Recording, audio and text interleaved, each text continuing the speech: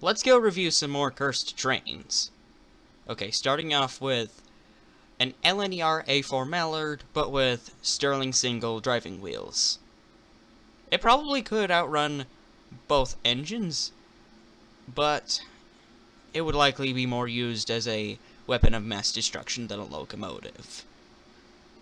Okay, so where it makes sense for there to be a door at the front of the boiler of the locomotive would be for like steam maintenance crews to inspect the engine.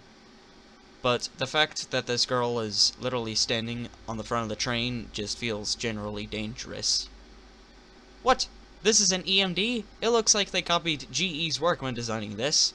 What? This is a GE? It looks like they copied EMD's work when designing this.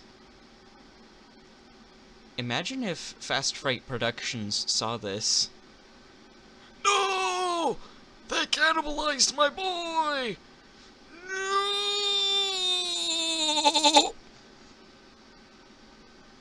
An LMS Flying Scotsman. No. Ah!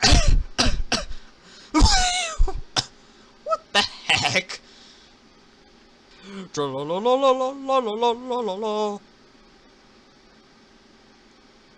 No.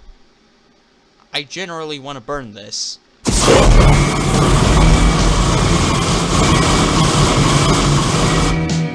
you believe in magic?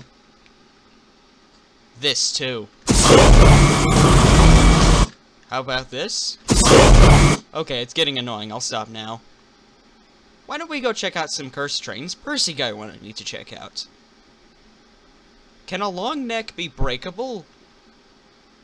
So this is where the big boy parts went to. Now we know why the big boy isn't so big anymore. It's cursed. How does this look cursed? I think this looks like a perfectly normal... Are those Buffer's eyes?